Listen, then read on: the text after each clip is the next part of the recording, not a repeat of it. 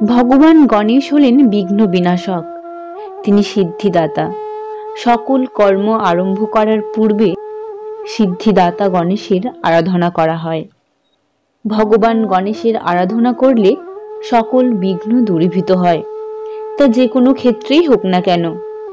আরাধনার মন্ত্র ক্ষেত্র বিশেষে আলাদা হলেও তার ফল কিন্তু একই।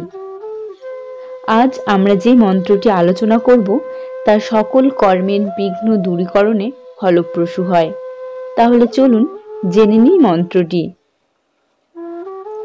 নমস্কার বন্ধুরা, শাস্ত্রকথা পরিবারের অপর এক উপস্থাপনায় জানাই সকলকে স্বাগত।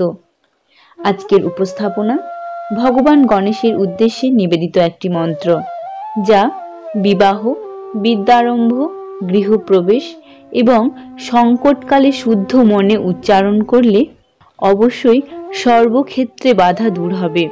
তাহলে চলুন জেনে নিই মন্ত্রটি ও তার শব্দার্থ সহ অনুবাদ।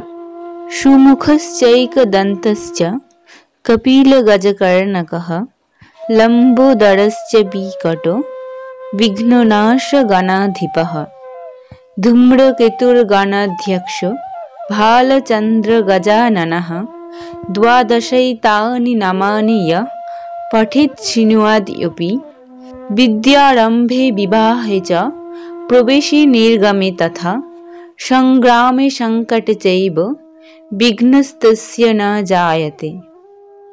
এই মন্ত্রের শব্দার্থ হল সুমুখঃ অর্থাৎ সুন্দর মুখ যার, চ শব্দের অর্থ এবং, একদন্তঃ অর্থাৎ যার একটি মাত্র দাঁত, চ অর্থাৎ এবং, কপিল কপিল নামক এক ঋষি, গজকর্ণকঃ যার হাতির মতো কান আছে, লম্বোদরঃ যার লম্বা উদর, চ শব্দের অর্থ এবং, বিকট অর্থাৎ বিকট যার নাম, বিঘ্ননাশ যিনি সকল বিঘ্ন নাশ করেন, গণাধিপঃ অর্থাৎ যিনি গণের অধিনায়ক।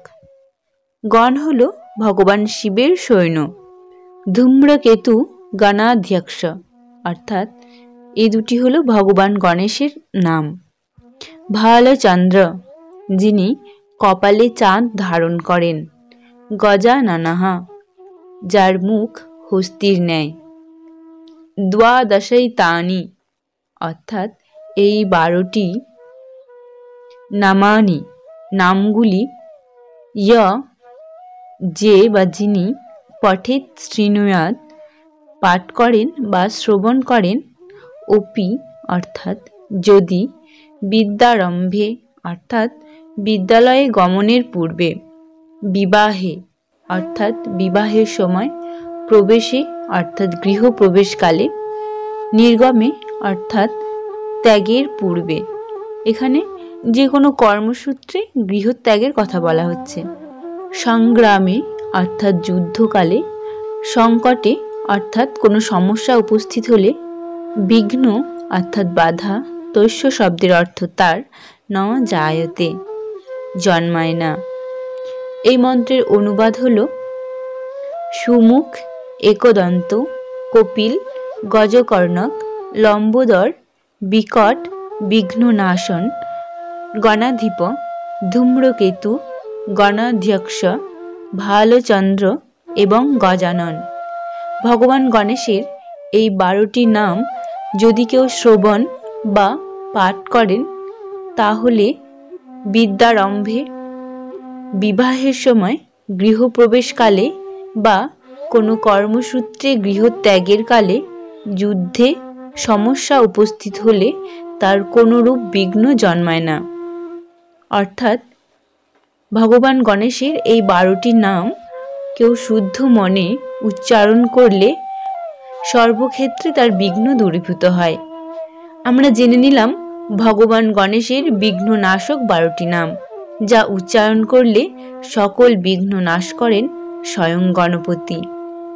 ভিডিওটি ভালো লাগলে অবশ্যই ভিডিওটিতে লাইক ও শেয়ার করুন। বিভিন্ন মন্ত্র ও তার অর্থ ব্যাখ্যা জানতে অবশ্যই শাস্ত্রকথার সঙ্গে থাকুন। এই ভিডিওটি বিষয়ে আপনার মতামত জানাতে অবশ্যই কমেন্ট করবেন। সম্পূর্ণ ভিডিওটি দেখার জন্য ধন্যবাদ। জয় শ্রী গণেশ।